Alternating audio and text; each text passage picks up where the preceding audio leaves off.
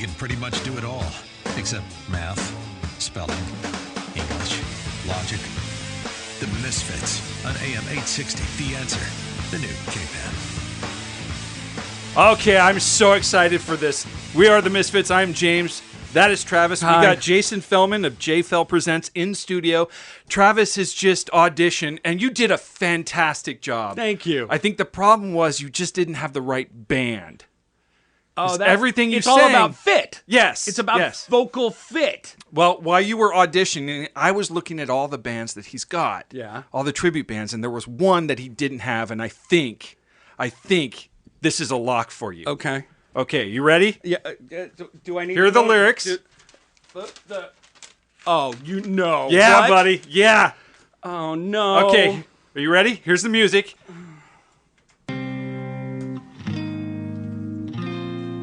You got this. This is how you remind What is this? me of what Do you want this or not? This is how you remind me of what I really am. It's not like you to say sorry. I wasn't waiting on a different story. This time I'm mistaken for handing you a heart breaking. And I've been wrong. I've been down to the bottom of every bottle. These 5 words in my head scream, are we having fun yet? Yeah! Yeah! Yeah! No! No! Yeah! No! Yeah! There's no way. Oh, come- I have the absolute perfect festival for this band, right? All right, it's coming up. Yeah. It's called A Tribute to Bands That Suck. Oh! Well, at least we You're share in. that. Yeah, but it's in your wheelhouse, man. Oh! I think it was Einstein that said, just because you can do a thing doesn't mean you should do a thing. Maybe we can get a Creed tribute on that bill.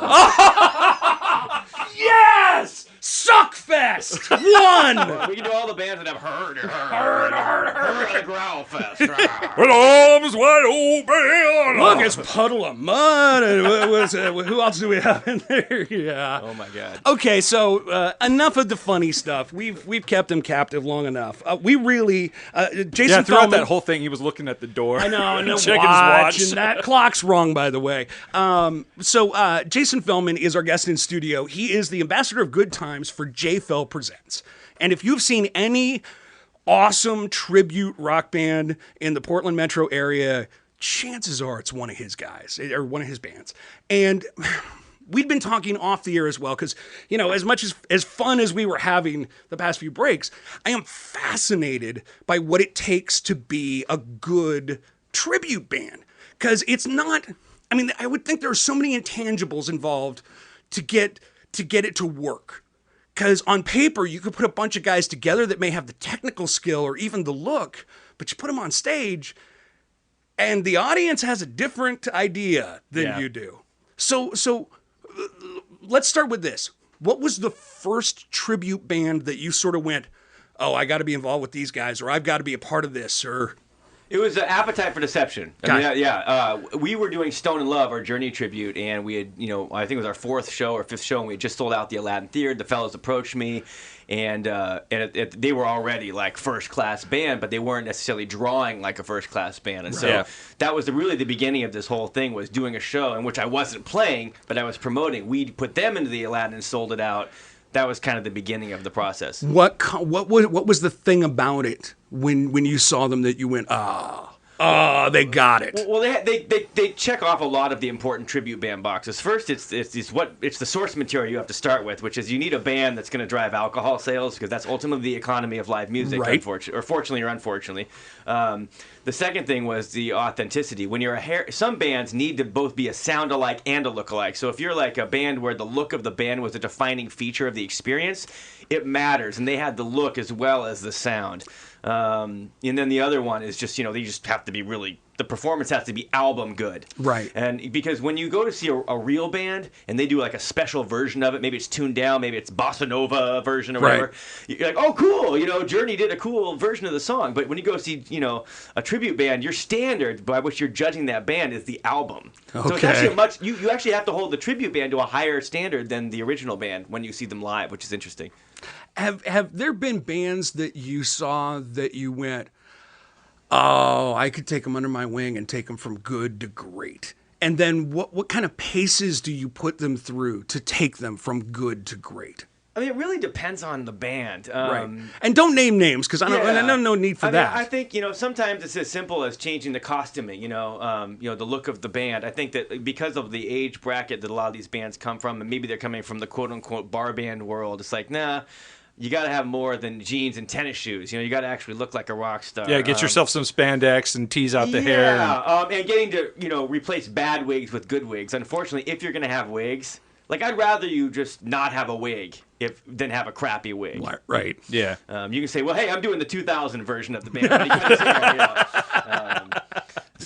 say? And probably, like, first and foremost, so I will say that, tribute bands, almost without an exception, live and die with the quality of the vocalist. If you don't have a spot-on vocalist, nothing else matters. Right.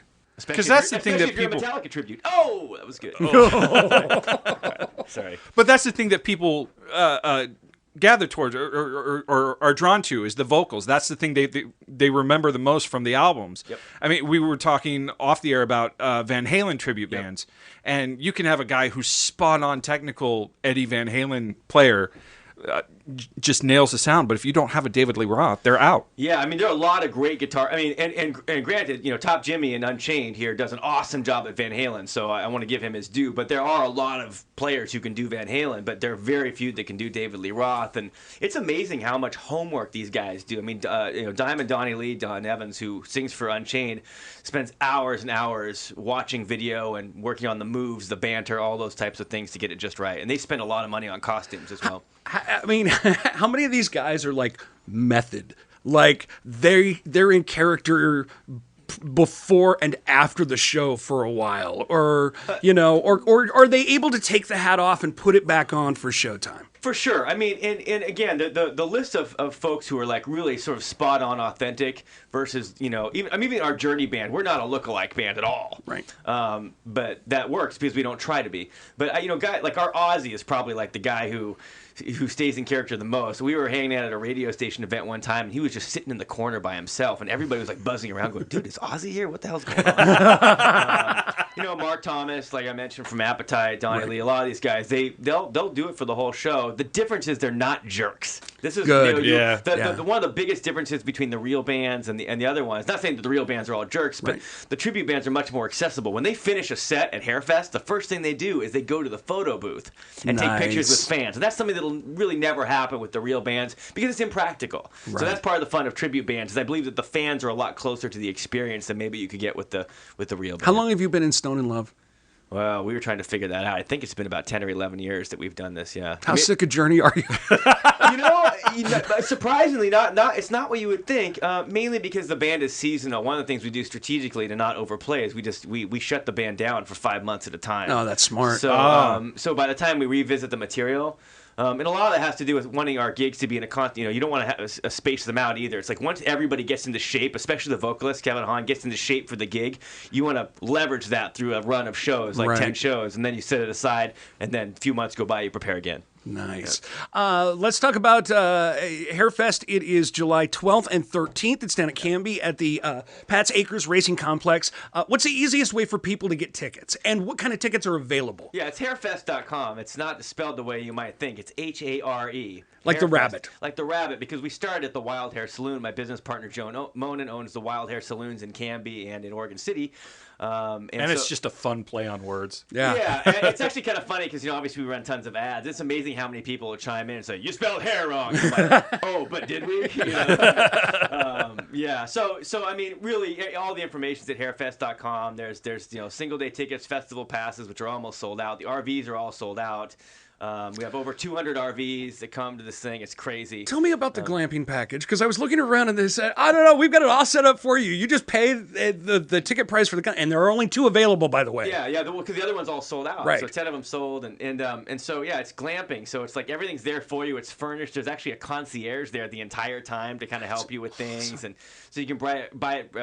It's pre-furnished and it's in an awesome location. So I might actually stay in one of those. I'm thinking I got my eye on one. Now there's only one left. Yeah. And then, again, if you go to Hairfest, HARE hairfest.com. You've got all the information there. You can get all the ticket package information and buy tickets right there. And then if we're interested in seeing your bands elsewhere, best place to go would be jfell.com, j-fell.com. Correct. To see your entire stable, and it's a mighty stable. If you type in tribute bands, it'll be the first thing that comes up. Awesome. If you live locally, it's the first, and as long as you're logged into Google in some way or whatever, it'll come up. Cool. And then the final thing before we leave is what's it going to take for us to stage announce? What do we have to do? Wait, we do not want you leaving here before we've hammered out a deal to stage announce at Hairfest. Well, here's the interesting thing. Yeah. For the first year at Hairfest, we're running multiple stages, so there literally is no downtime. So there are no stage announcements. So we don't even have an MC, as it turns out. It's maximum music. Literally, when one stage finishes, the second ends, the next one starts up. That is awesome. I would mention one thing. We have a third stage this year, a field stage. It's out outside the main venue. It's free. It's free to the public. It's sort of a good idea. We come sample. There's vendors and a free stage, beer garden. So that's on Saturday during the day. Our guest has been Jason Fellman. You know him better as the ambassador of Good Times at J Fell Presents.